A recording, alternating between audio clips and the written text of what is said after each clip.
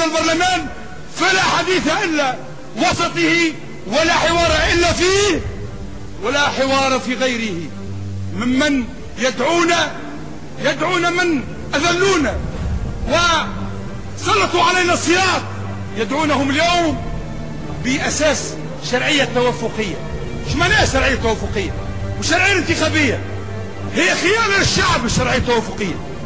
ما معناه؟ أن الشعب أعطى الأصوات لهؤلاء ولم يعطيها لغيرهم ممن جمعتهم مبادرة الاتحاد. أحبك يا شعب، أحبك يا شعب، قالها فرحات عشان. أحبك شعبا آمنا مؤمنا، أحبك يا شعب مزدهرا، أحبك يا شعب مؤسساتك تعمل وتشتغل بالليل والنهار كاليابانيين والكوريين والآسيويين. ولا أحبك يا شعب كسولا، أحبك يا شعب متفرقا، أحبك يا شعب ترجع إلى الوراء مع أزلام النظام السابق الذين أذاقونا المر. من يدعوهم فيجب أن يراجع نفسه قبل أن يعطينا درسا الوطنية. لا أقول ذلك تشني على أشخاص الاتحاد، بل أقول لهم إنهم انساقوا من حيث لا يشعرون، وهذا تفسير النعت الذي قلته فيهم. انساقوا من حيث لا يشعرون في إرادة تهميش المجلس.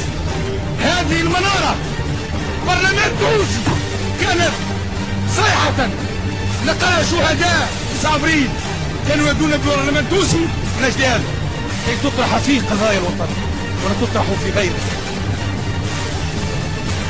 لين سامحوني تكلمت بتأثر، فلأني أحب فرحة حشاد وأعشق فرحة حشاد، وهو الهامة العظيمة وغيره يصح فيه النعت الذي قلت، وأكرر وأصادق. اثنين، بالنسبة للعنف أريد أن ألفت نظر شعبي العظيم، وأنا جزء منه بل وأحقره، هذا العبد الفقير إلى ربه.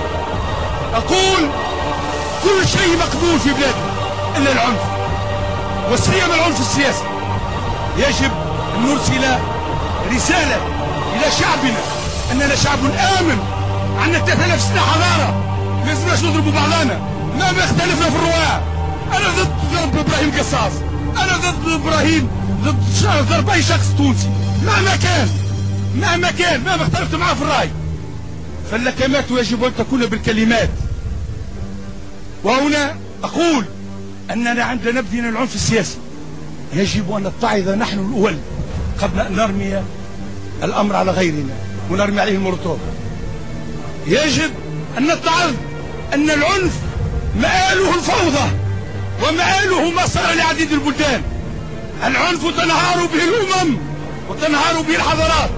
فادعو شعبي العظيم ألا ينساق وراء العنف، نتناقش نتضاربوا بالأفكار وحد الأفكار.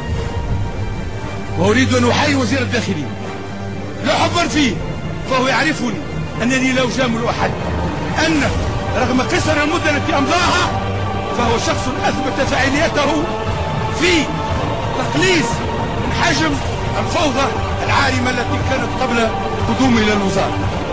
وأرجو أن نساهم نحن قبله كشعب في اقصاء العنف. تظاهر مسموح، تظاهر مرغوب، نظلنا سنين طويلة مجنحة التظاهر، فيجب أن يتواصل التظاهر، يجب أن يتواصل الاعتصام، لكن دون تعطيل المؤسسات.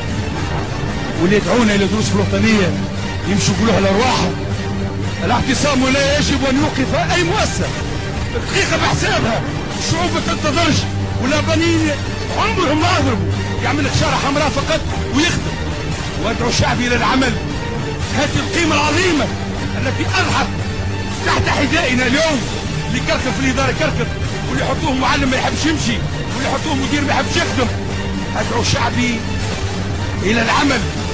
العمل هو أسمى قيمة بشرية أعطاها ربي للعباد، فلا يمكن نرتقي بشعبنا إلا بالعمل ونبذل العنف. يجب أن نعطي لا إشارة إلى كل الشعوب أن الثورة التونسية هي ثورة حضارية، هي ثورة قيم، هي ثورة أفكار، وليست ثورة عنف أو فوضى في المؤسسات. واللي يحب يعمل فوضى في المؤسسات ففرحات عشان رحمه الله رحمه الله رحمه الله بريء منه.